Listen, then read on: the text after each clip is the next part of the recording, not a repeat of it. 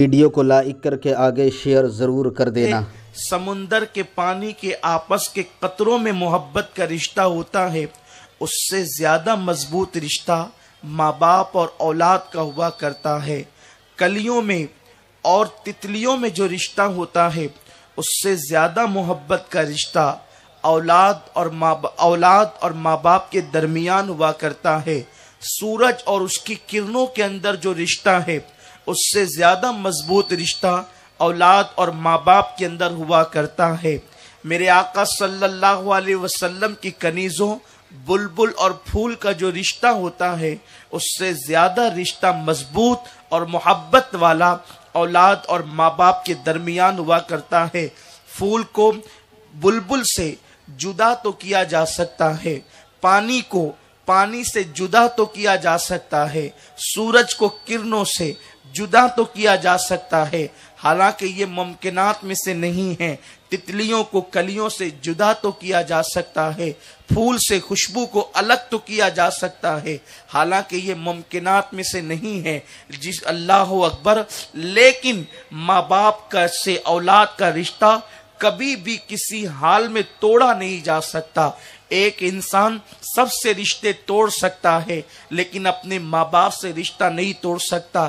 ایک ماں باپ سب سے رشتے توڑ سکتے ہیں لیکن اپنی اولاد سے رشتہ نہیں توڑ سکتے۔ میرے پیارے آقا صلی اللہ علیہ وسلم کے دیوانوں، مثال کے طور پر اگر ایک بھائی دوسرے بھائی سے رشتہ توڑ کر کے یہ کہے کہ فلاں نے ایسا کیا، فلاں نے ایسا کیا، یعنی نام لے کر کے کہے گا یا اشارہ کر کے کہے گا، لیکن اگر بیٹا اپنے ماں باپ سے رشتہ توڑے تو وہ یہی تو کہے گا کہ میرے ماں باپ نے ایسا کیا۔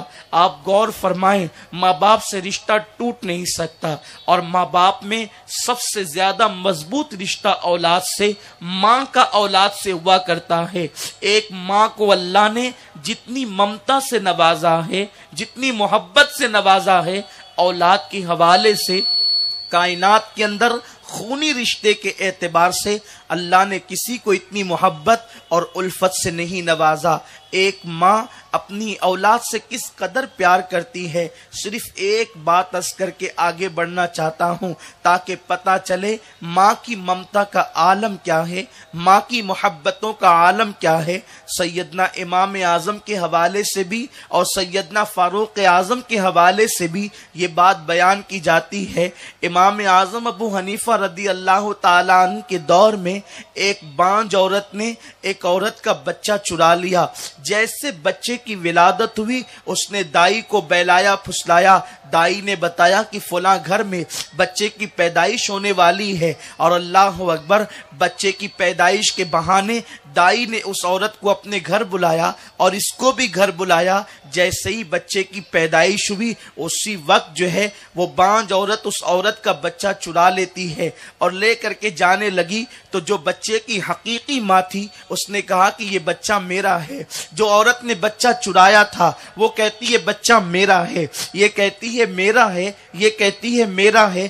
دونوں امام اعظم ابو حنیفہ کی بارگاہ میں گئے اور جانے کے بعد کہتے ہیں امام آپ فیصلہ کریں، یہ کہتی ہے بچہ میرا ہے، میں کہتی ہوں بچہ میرا ہے، آپ بتائیں بچہ کس کا ہے۔ امام اعظم ابو حنیفہ رضی اللہ تعالیٰ عنہ نے اس عورت کی گود میں، جو عورت بانجھ تھی، بچہ دیکھا، چونکہ وہ عورت چرا کر لے کر کے جا رہی تھی۔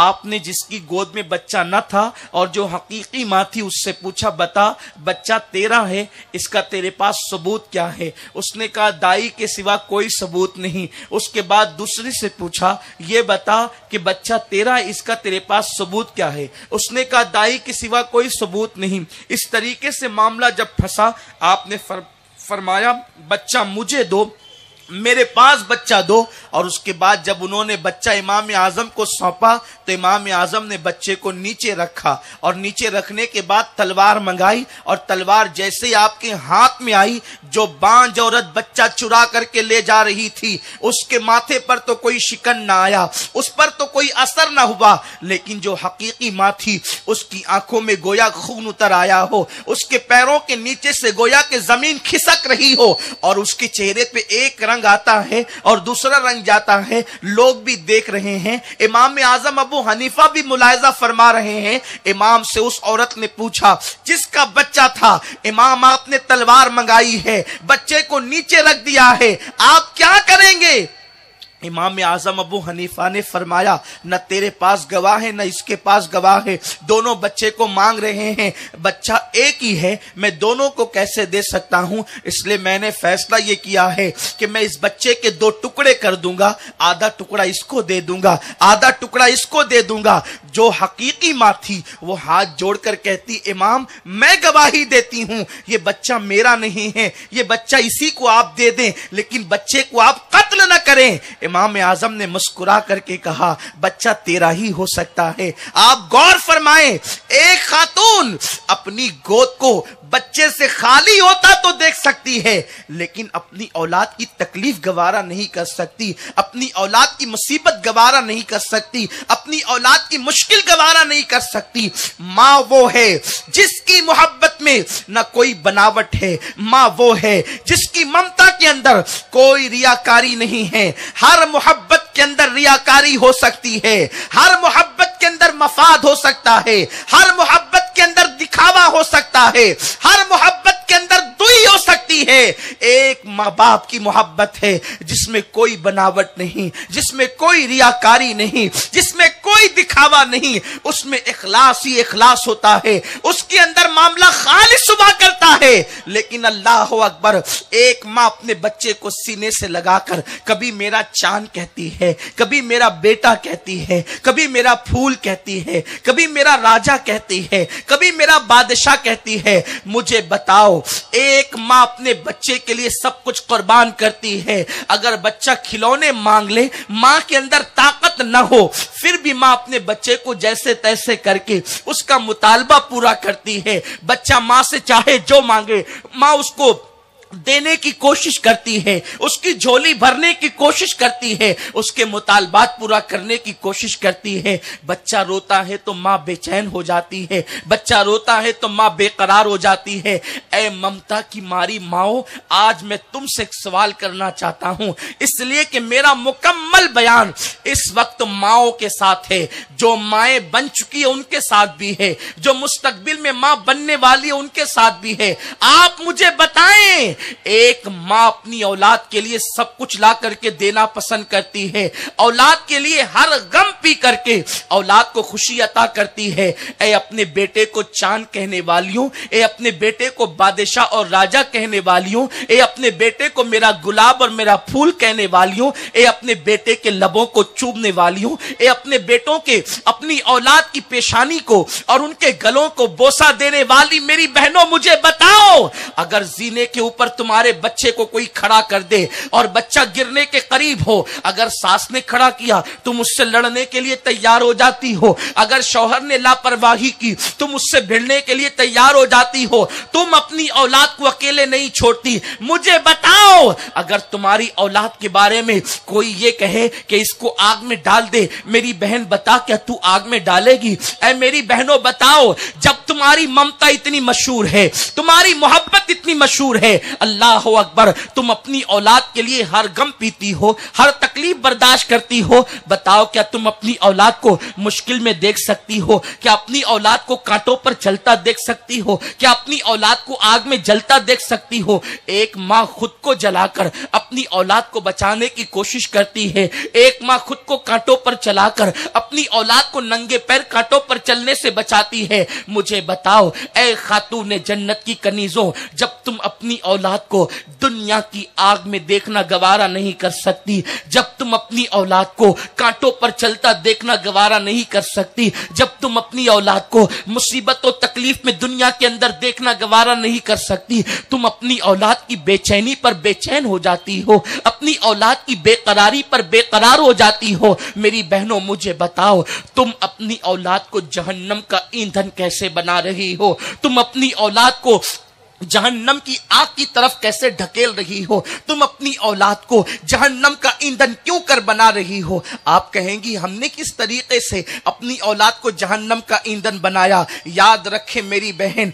एक माँ अपनी औलाद को जन्नती भी बना सकती है, एक माँ अपनी औलाद को जहन्नमी भी बना सकती है, एक माँ अपनी औलाद को नेक और मुत्तकी भी बना सकती है, एक माँ अपनी औलाद को गुनाहगार और आवारा भी बना सकती है। माँओं का किरदार औलाद की तरबियत के अंदर कलीदी रोल रखता है, बुनियादी रोल रखता है। मेरे प्यारे आका सल्लल्लाहु अलैहि वसल्लम की कनीजों, एक माँ की गोद अब औलाद की पहली दरसगाह हुआ करती है। माँ की गोद से बच्चा जो सीखता है वही आखिर दम तक के उसे याद रहता है। ऐ खातून जन्नत रदी अल्लाह ताला अन्हा की कनीजों, मेरे अहबाब ने, अख्तर भाई ने मुझे बताया कि अब्दुल रज़ाक भाई का हुक्म है औलाद की तरबियत के हवाले से गुफ्तगू की जाए। मुमकिन है ऐलान हुआ होगा तो आपने ये सोचा होगा औलाद की तरबियत कैसे करना चाहिए, हमें ये बताया जाएगा। यकीनन हम बताएंगे, लेकिन सबसे पहले मैं ये बात रखना चाहता हूं, अगर तुम अपनी औलाद को जहन्नम से बचाना चाहते हो, जिसको अल्लाह ने जिम्मेदारी भी दी है, मेरा अल्लाह फरमाता है या अय्युहल्लदीना आमनू क़ु अनफुसकुम व अहलिकुम नारा वक़ूदुहन नास वल हिजारा। ऐ ईमान वालो, अपने आप को और अपनी औलाद को, अहलो अयाल को जहन्नम की उस आग से बचाओ जिसका ईंधन इंसान और पत्थर है। गोया के माँ बाप को जिम्मेदारी दी जा रही है, माँ बाप को जिम्मेदार ठहराया जा रहा है। अपने आप को भी जहन्नम से बचाओ, अपने अहलो अयाल को भी जहन्नम से बचाओ। औलाद की तरबियत कब करें? जब पैदा हो जाए तब करें। आम तौर पर फिक्र ये पैदा होती है, आम तौर पर सोच ये पैदा होती है, अभी तो मेरा बच्चा छोटा है, अभी तो मेरी बच्ची छोटी है, तरबियत की अय्याम तो बाद में आएंगे। बच्चा गाली दे रहा है, देने दिया जाए, जब बड़ा होगा तो समझा लेंगे। बच्चा गाने गुनगुना रहा है, गुनगुनाने दिया जाए। बच्चा नाच रहा है, नाचने दिया जाए, जब बड़ा होगा तो समझा लिया जाएगा। याद रखें, बच्चे की पैदाइश से पहले उसकी तरबियत का एहतमाम करने का हुक्म दिया गया है। जब बच्चा मां के पेट में आता है तभी से तरबियत के मराहिल शुरू हो जाते हैं। बच्चा मां के पेट में रहता है तो मां के पेट में रहते रहते वो बच्चा मां के हरकत और सकनात को देखता है, मां के शबो रोज को देखता है, मां के रातों दिन को देखता है। जब एक बच्चा मां के पेट में 4 महीने के हमल की हैसियत से होता है, यानी 3 चिल्ले उस पर गुजर जाते हैं, तो बच्चे के अंदर जान पैदा हो जाती है। फिर वो मां को देखता है, मां क्या कर रही है, मां क्या बोल रही है, मां क्या सोच रही है। मां की सोच का असर बच्चे पर पड़ता है, मां की फिक्र का असर बच्चे पर पड़ता है। यहां हया के पर्दे में एक बात कहना चाहता हूं, आज साइंस और टेक्नोलॉजी का दौर है।